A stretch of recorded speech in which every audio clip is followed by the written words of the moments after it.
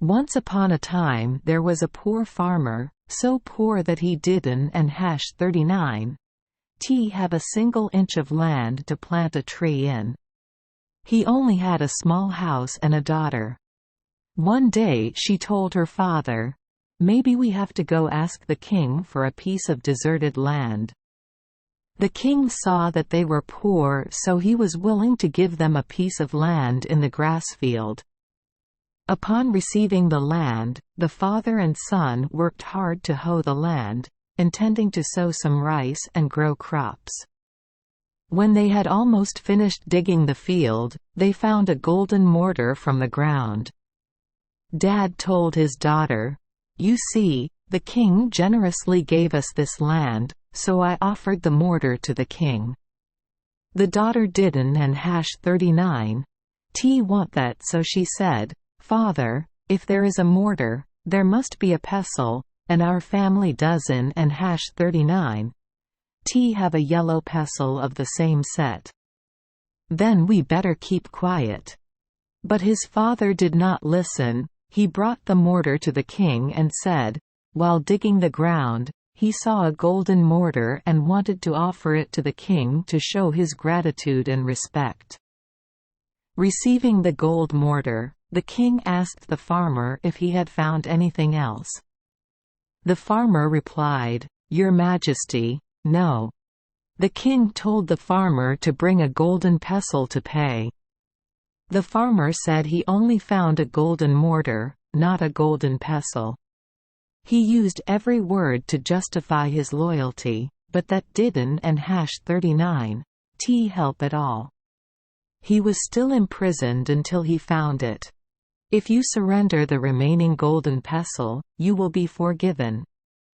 The prison guards brought him water and bread every day. Those were the prisoners and number 39 rations. They always heard the other man screaming, "Oh my God, if only I had listened to my daughter, it wouldn't and hash 39 have been so bad.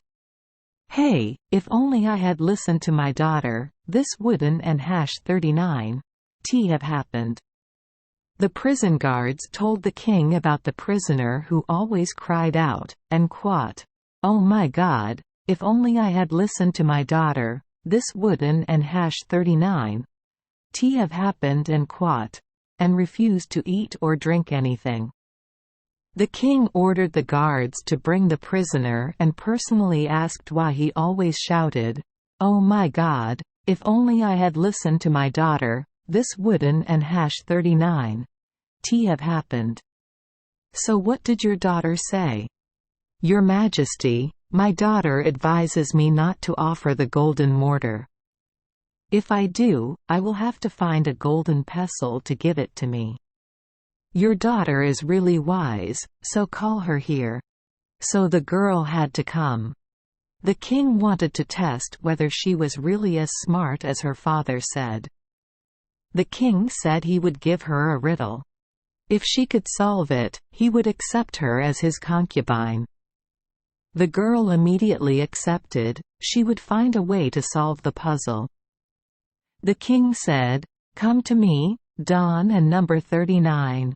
Wear clothes, Dawn and number 39. Be naked, Dawn and number 39. Don donkeys and horses, Dawn and number 39. Ride in carriages, Dawn and number 39. Walk in the streets, Dawn and number 39. Go to the sidewalks. If you can do this, you will become a concubine." The girl immediately took off her clothes. She took a large fishing net, sat in the middle of the net and rolled the net around her body. Then she hired a donkey, tied the end of the net to the donkey and number 39's tail to let the donkey pull it, so she was not riding the donkey but also not ride. She let the donkey pull her along the tire tracks so that she could walk on the ground with her two big toes, so she was not walking in the middle of the road, nor was she walking on the side of the road. Seeing the girl arrive in that position, the king immediately said that she had solved the riddle and the conditions set forth. The king ordered the girl and number 39's father to be immediately released, recognized her as his concubine and entrusted to her all the treasures in the palace. Many years passed.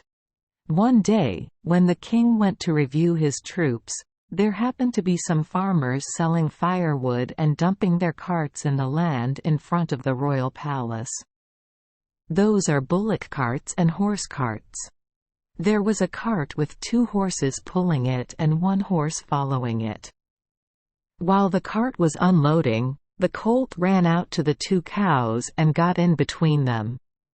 When the crowd of people returned from watching the parade, they fought and made a big noise. The farmer who had a cow wanted to keep the colt, saying that it was the cow he gave birth to. The farmer said that was not so, saying that his horse gave birth to that foal, and that the foal was his. Arguing endlessly didn't and #39 get anywhere, so they came to the king to ask for help. The king decided that wherever the horse lies, it belongs to that person. So the person with the cow won the case and received the colt. The farmer lost the lawsuit, his heart filled with resentment as he walked away crying, telling the story of his injustice. I heard that the queen is also very benevolent, because she comes from poor farmers. Uncle came to see her, begging her for help to get the pony back. She said, "Okay, but you must promise not to reveal that I helped you." Tomorrow morning, when the king goes to review the musketeers, stand in the middle of the road, where the king is likely to pass. You hold a big net, stand as if you are busy casting a fishing net, and then shake it down like there are many fish in the net. She also showed how to answer questions the king might ask. The next day, the farmer stood there and cast and pulled the fishing net on land. The king, passing by, saw this and sent a guard to ask what that bad guy was planning to do. The other person replied, "I cast and pull the fishing net." The guard asked why he was fishing where there was no water. The other person replied, "If 2 bulls can give birth to a foal, then of course people can catch fish even on land." The guard ran back to report to the king. The king ordered the other person to be called back, saying that the farmer could not think of this game or those answers. The king wanted to know who had devised the plan for him, but the farmer did not say anything. God knows. He was the one who came up with that idea. The guard immediately grabbed him, tied him up and tortured the farmer, who then confessed that the queen had plotted it for him. Returning home, the king immediately said to the queen, "Why did you lie to me, I Don and number 39? Like having a concubine like that. You can return to your old hometown now." However, the king allowed her to bring back home what she valued most, and that was the final condition before parting. The queen said, "Dear husband, I will obey your orders." Then she hugged the king and kissed him goodbye. Before saying goodbye, she asked for a toast to the king. The wine was mixed with a strong dose of sleeping pills. When the king finished drinking the cup, sleepiness also came, and the king fell asleep and did not know anything else. The queen only drank 1 sip. She called the guards to spread out white silk, put the king in it and carried him to the carriage. She and the sleeping king went back to their hometown. When she got home, she ordered her guards to put the king on the bed she used to lie on when she was still at home. The king slept for a long day and a night. Waking up feeling strange, the king looked around and asked, "Strange, where am I?" The king shouted for his guard, but there was no sign of him. Only later did I see the queen step forward and say, "Your Majesty, You have ordered me to take out of the palace and return to my hometown what I love most.